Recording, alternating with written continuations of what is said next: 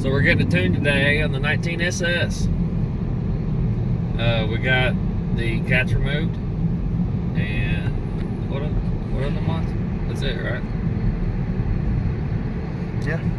Yeah. Check engine light came on. Yeah, the check engine light. It took about 8 hours.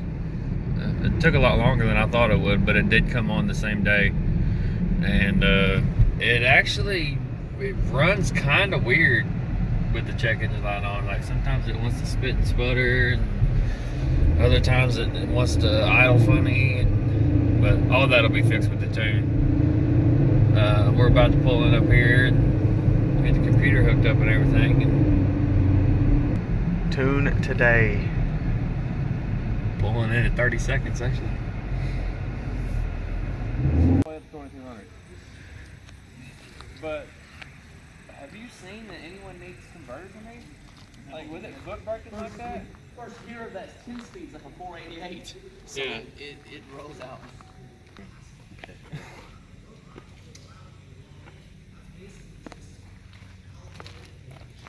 So this car's stock with no cats. Still got a stock filter in it. For now.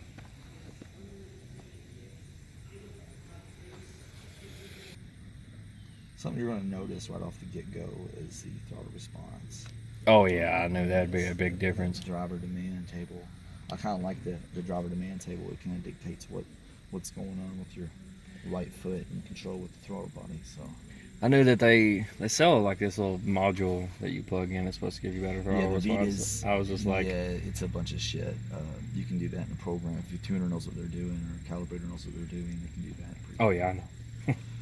I figured that'd be with like something to do with the parameters of the gas pedal. Yeah. I'm sure there's What scares there's a most dead spot people- about that big on that gas pedal. Yeah, the thing is there's a table that says modify at your own risk, and it scares a lot of people off because they're just like, oh no, but that's just HP basically saying, look, because you can make it where I can make it where the car goes wide open throttle when you barely touch the gas. We don't want that to happen. That Why would be not? insane. So You could scare somebody you, bad with you that. can scare the shit out of someone. That'd be funny if your buddy goes on lunch break, you go break into his car, and Mess with his tune. modify his DD table, and then when he jumps in it, people go, what the fuck? Man, it was somebody hurt though. Barely Right. They gotta That's- pull I out of a believe- parking lot. I believe that's why it's modified at your own risk. That's great.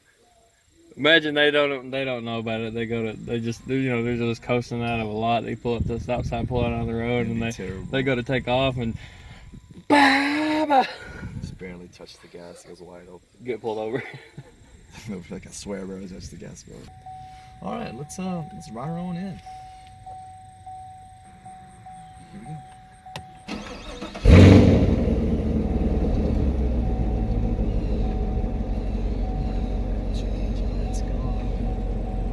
Shit, the hood's open. So what's interesting, the C706, a lot of guys like the aftermarket cold airs, like the Haltex and whatnot, and they leave the hood up and then fire the engine after doing that. You know, we put them in reduced engine power mode. Really? So yeah, which it's an easy fix. Disconnect the battery for a second. But it was funny reading stuff on the Corvette forum. These old men putting these Haltex on their stuff, and then be like, oh, now my car's in reduced engine power. What do I do? So I've only seen that on the C706s. I haven't seen that on these, so it should be fine. Obviously, it ain't doing it right now. There's such a delay on them cats. Such a delay on the cats and everything. I don't see that it would even know for the first day or so. Yeah. I got an email as soon as the check engine light came on. Oh, like an OnStar. Yeah. Your backup cam's high def. I didn't realize they That's just a rearview camera. Oh yeah. Oh yeah. I guess it is. And then you It's put got it in two reverse cameras and back it there. actually pulls up Pulls it another up right here one. on the kind of DLC. Oh yeah, very nice. I think that's a little bit better definition than my C7, honestly. I don't know. It's been a minute. I haven't drove that It's car. what, 2 or 3 years newer? Well, those It is. are supposed to be 720, and these are supposed to be 1080. Okay, that makes sense. Yeah. That makes sense. So we can see actually just sitting here, fuel trims, a little negative. So what I'm going to do is I'm going to reset them. So what if let's just do a long-term reset. Basically 0. All right, let's go drive. See what this thing feels like. So what did you do so far? Basically modified Spark give it a little bit more spark advance, modified the air fuel ratio. From the factory, they run a little too rich. We want to shoot for like an 88 to 90 lambda on this, on air fuel. Modified the variable valve timing. Oh, I love it. I love the throttle response. Throttle response is a little bit different. There's a lot of people on the internet that don't modify the driver demand tables. A lot of big shops actually, because they don't understand it, and it kind of scares them. But if you notice, usually you touch the gas now, it's just going. It's just going. Before you kind of had to give it probably about 4 or 5% TPS. Here's your pedal position. So when you're off the gas, and then when you basically start touching it, ETC desired is basically because the throttle body has to be open. That's 10% throttle. I'm literally pushing the gas pedal down like a millimeter. Yeah. Quite a bit different.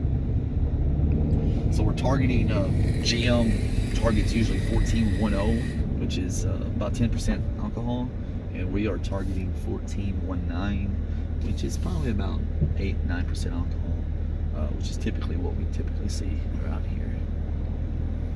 The shift is a little different, kind of makes it more of a. Oh yeah, that was like hardly any gas at all.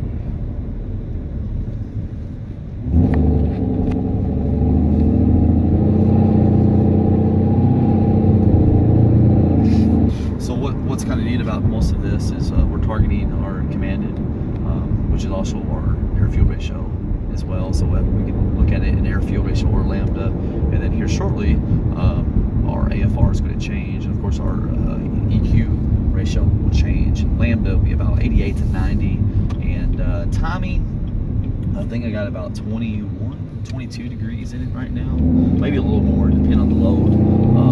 We'll see what it does here shortly.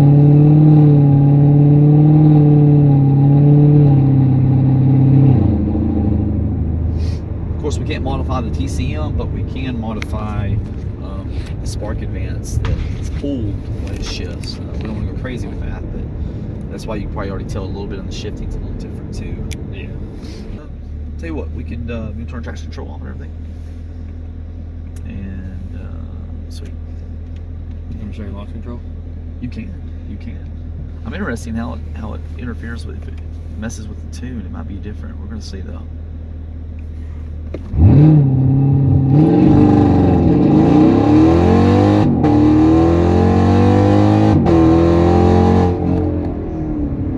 Right. Let's see what we got. 89 lambda, 21.5 degrees of spark. Got a little bit of spark knock right here, 2 degrees. Not really worried about that. These cars, I didn't want to, you don't really desensitize the knock sensors hardly at all because we want them to work. I'll tell you something interesting too while everybody's listening, is we have basically engine torque and trans torque. What happens is people don't get the trans torque just right, and it basically foo-bars the transmission. So in our case, we can see our engine torque and our trans torque right here. Oh, it's like torque management. So if it everything makes more has torque than it wants it to make, it'll mess that. everything up. Or let's say you have a 600 horsepower setup, but we're telling the transmission it makes 300 horsepower. Well, a 300 horsepower shift is going to be a lot different than a 600 horsepower shift. So you want the engine model to match the transmission model. So when both of those match up, that's when everything's going well. Yes, that's what it did with traction or with the launch control yesterday. Just kind of spun for a little bit. Yep. It didn't used to do it. Yep. Oh, But yeah. It Kind of could makes be. sense that it would too. It now. could be the tires a little more wore out. Or, it Yeah. could be a bunch of different things. So overall, we're commanding about 89, 88 lambda, and then of course outside of that, like right here, it's about to go to 1.0. So everything's targeting. And as we scan here, we'll still be at 1.0. So what I want to do now is that felt great and all, but let's go drive it. Fuel trims look pretty good. I left long terms on it. It's actually pulling a little bit. I typically like it to pull a few percent, because if it's adding a few percent on long terms, what will happen is it will add it on top of power enrichment, and we don't want that. And of course, these cars, you can't remove torque management completely, because we're sitting here looking at the spark table, but look at our torque management. It uses it for torque, or uses it for idle and everything else. So what I want to do now is I want you to barely take off. You're going to see this go to 0. So we'll just kind of take off a little more. I'll show you something cool.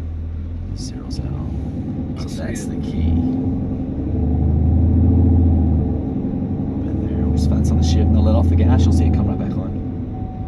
touch the gas. So a lot of tuners don't understand that. They get the torque model kind of jacked up, so therefore it has torque management heavy as you're actually driving the vehicle, which right now we don't. It might pop up when you let off, or it might pop up a little bit when you shift, when the car shifts, which that's fine, but a lot of times they don't have that right. Long term's pulling a little bit right there, maybe deceleration, which is no big deal. So as we take off, that'll change.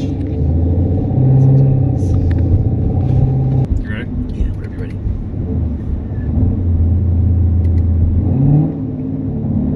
I want to actually put it in gear. I want to see what it does with it. Sure.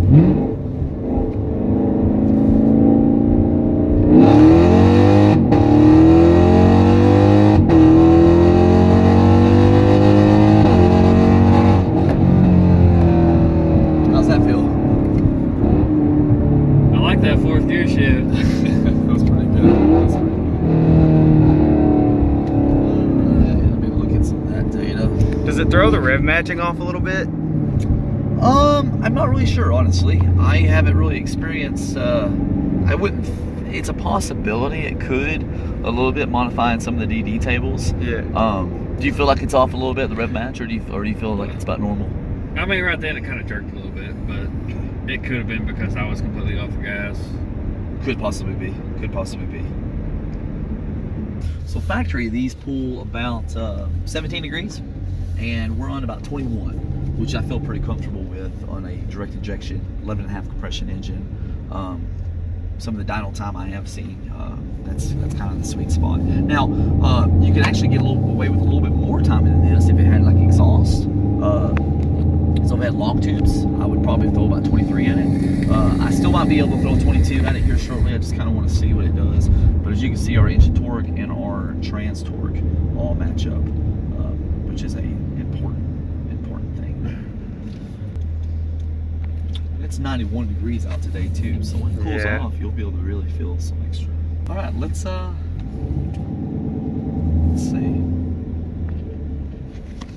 the launch control again. See if it'll clear that up. But I lowered the RPM, so Okay. it won't rev up as high when you stall it, and the Slip target. slip target. I'm only allowing 8% slip. Very much. Let's see what it does.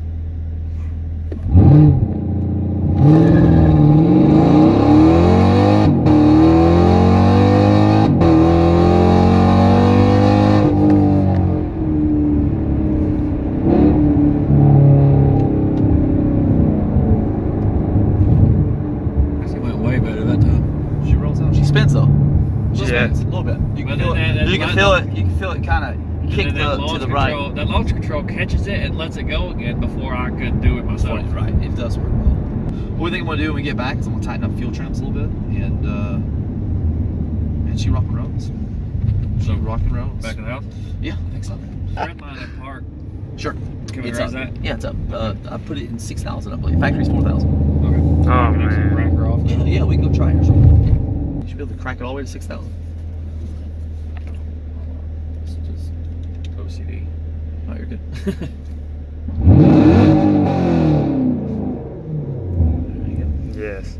A little different there, yeah. Sounds Also, crazy. I also modified the fans a little bit, so the fan speed actually kicks on just a little bit earlier. Nothing too obnoxious. You don't want it to kick on too damn early, but it will kick on a little bit earlier.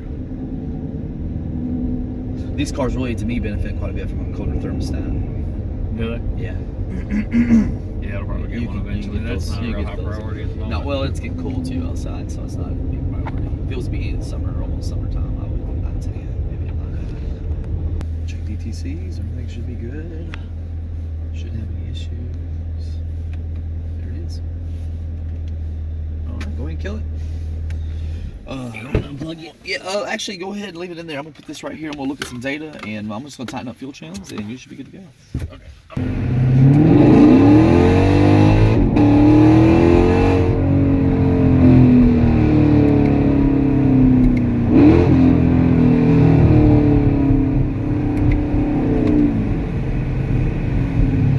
Well, the car is tuned now